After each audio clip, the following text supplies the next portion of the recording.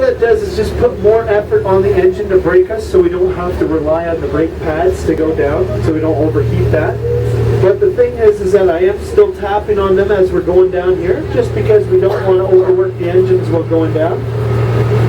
But in the meantime, take advantage of the beautiful Vista Lake expanse that we have, the entire Athabasca Glacier. You can start off by just looking off to my 3 o'clock. That is the toe of the glacier, or the technical name known as the ablation zone. That's where the majority of meltwater runoff takes place on the glacial ice here. You can see the beautiful meltwater streams just flowing around that corner to the fan deltas of the Sinwaka Lake. And if you think back into the 60s, the glacier used to reside right up against that lake there. So if I can direct your attention off to your 10 o'clock, you can see the other end of the Athabasca Glacier, beautifully illuminated by that light up there. It's 125 square miles in size, big enough to fit the entire city of Vancouver right in the surface there. And as I mentioned, the one that it's feeding right here, this is the 3rd largest of the 6 major outlet valley glaciers fed by the Columbia Icefield. So having said that, folks, we're just coming up on the edge of the naked ice right here. Despite what you may think, we are already on top of the glacial ice. If you look just off to your 10 o'clock, you can start to make out little evidence of glacial ice. Moving right along.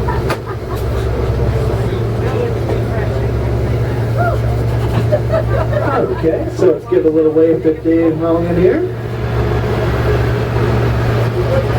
So if you look off to your 10 o'clock, you can see the source of where this ice core moraine comes from. If you look, you can see what is known as the lateral moraine of the glacier. Now, you may have been told a little bit about this by Chris on the way up here, but the lateral moraine that you guys saw, this was very different from what you're looking at right now. You guys saw the mountainside view of the lateral moraine, 45-degree angle slope, protected and founded by the actual bedrock of the mountain there. That area is much safer than what you're looking at right now.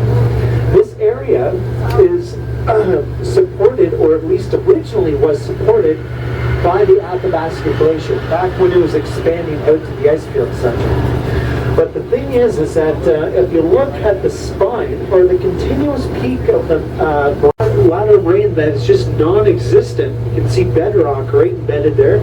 It's just passing by your 9 o'clock right now. And in just a second you'll be able to see a beautiful meltwater stream cascading down this area here.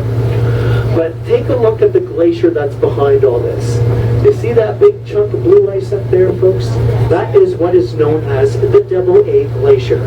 That glacier gets its name from the 2 mountainous peaks that it's in between, Athabasca on the left there, and Andromeda on the right.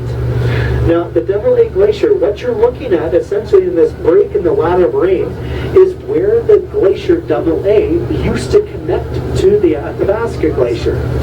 You see, this was back when there was only 2 layers of the head wall, when the glacier was up a couple hundred meters higher. Both of these used to be considered tributary glaciers, but now they've since split off from each other. They're completely on their own, so now they're classified as independent hanging glaciers. So normally, independent hanging glaciers don't last around too much, but the thing is that take a look real close, especially at Mount Andromeda, the rock bed above the glacier. You see those deep-rooted lines up there? Those striations, especially down at the 3rd layer of the head wall. Those are transverse crevasses, the deep-rooted cracks in the glacial ice here. They can get nearly up to about 35 meters deep or so. So they are very dangerous, and how they're caused is because of the extreme amount of glacial movement. Remember how I said it moves really around 400 to 450 feet